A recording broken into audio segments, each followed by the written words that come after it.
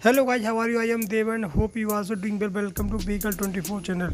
तो दोस्तों, आज हम बात करेंगे टीवीएस राइडर के बारे में और ये देखेंगे कि टीवीएस राइडर जो है वो किस तरह से परफॉर्मेंस कर रही है।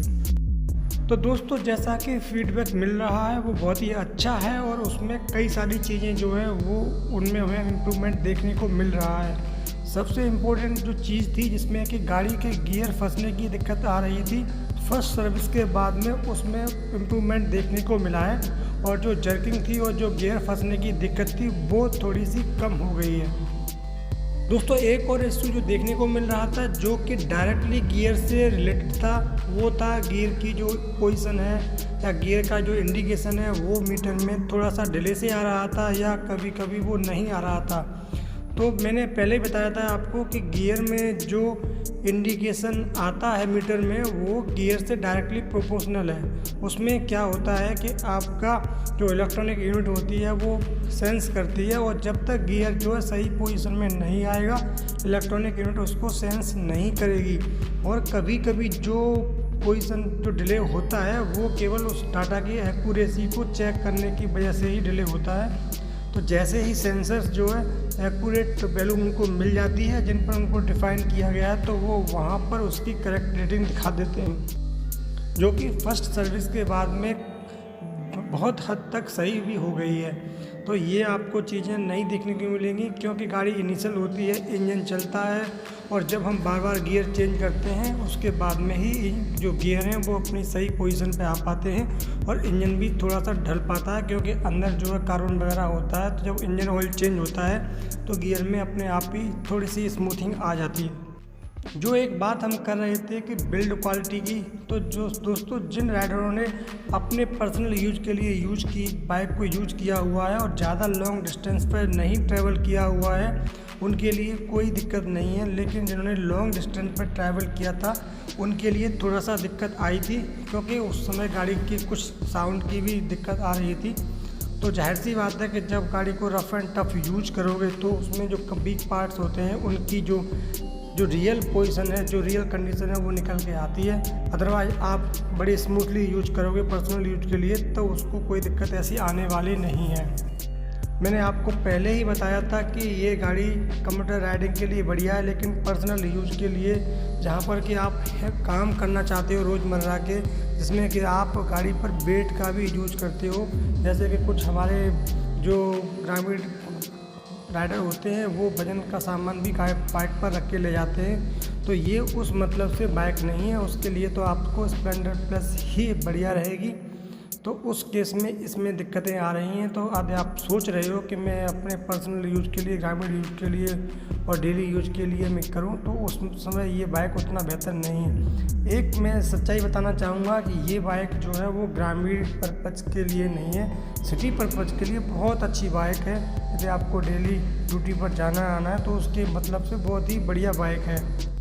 एक जो दिक्कत देखी थी कि 65 और 70 के बाद में गाड़ी वाइब्रेशन करने लगती है, तो ये दिक्कत भी जो हमारे लॉन्ग डिस्टेंस राइडर थे उनके साथ में ही आई थी, क्योंकि जब आप लॉन्ग डिस्टेंस पर ट्रैवल करते हो तो आपकी जो गाड़ी है वो 60-70 की स्पीड से ऊपर ही चलती है, क्योंकि आप सिटी में इतनी स्पीड पर राइड नहीं कर सकते हो क्योंकि बीच में ब्रेकर और रेड लाइट पड़ती हैं और कई सारे ऑब्जेक्ट्स आ जाते हैं रास्ते में, उस वजह से उतनी स्पीड नहीं मिल पाती है।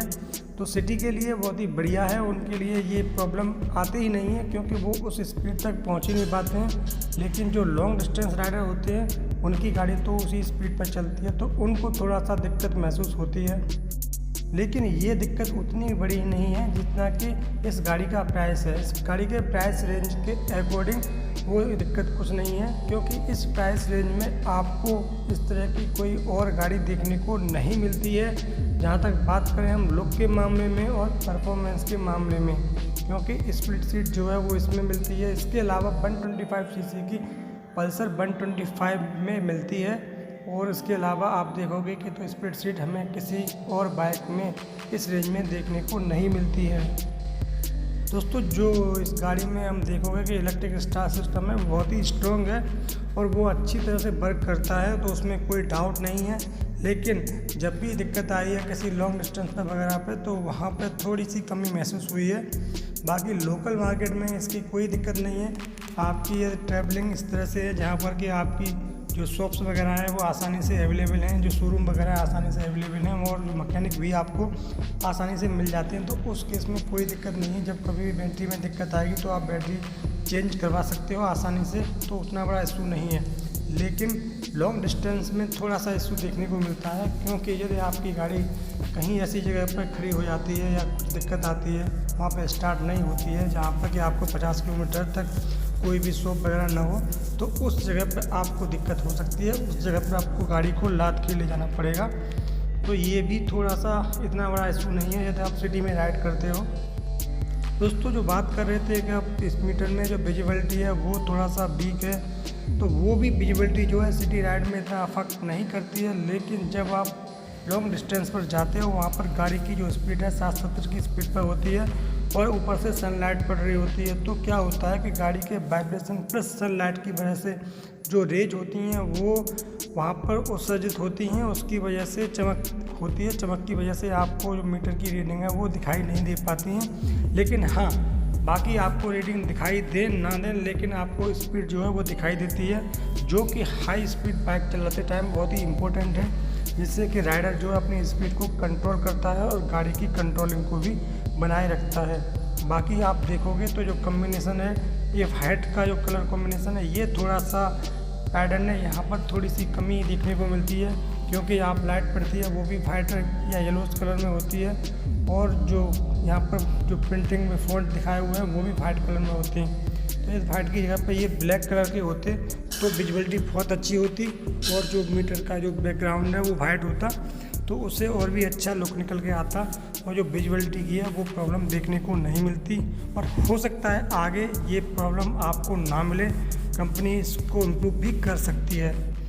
दोस्तों बात करें तो ये लॉन्ग डिस्टेंस के लिए बढ़िया है, वहाँ पर इसका माइलेज भी अच्छा निकल के आता है, लेकिन वो भी तब जब आपकी गाड़ी जो है इको मोड पर चल रही होती है, यानी कि 60 किलोमीटर प्रति घंटा की स्पीड से चलती है, तो कोई दिक्कत नहीं आने वाली है। लेकिन यदि आप इस बाइक को सिटी में राइड कर रहे हो तो आपको वो माइलेज नहीं मिल पाता है। उसका रीज़न आपको पता ही है कि जो रियर टायर हैं वो फ्रंट की अपेक्षा ज़्यादा चौड़े हैं, जो कि सड़क से ग्रिप बना के रखते हैं, जिससे गाड़ी बैलेंस रहती है।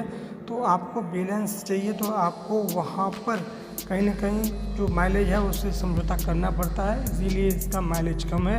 उसका एक ऑप्शन है कि आप जो टायर है वो अपग्रेड करा सकते हो, उसके बाद में आपको जो रियल रिक्वायर्ड माइलेज है वो मिल जाएगा। और हाँ, यदि आप इको मोड में मेंटेन करोगे गाड़ी को चलाना, तब भी आपको माइलेज की कोई भी दिक्कत नहीं होने वाली है। तो दोस्तों आपसे रिक्वेस्ट है कि यदि आप चैनल पर नए हैं तो चैनल को सब्सक्राइब कर लें, और हाँ, वीडियो पसंद आया हो तो वीडियो को लाइक से ज़रूर करें। Thank you, thanks for watching, धन्यवाद।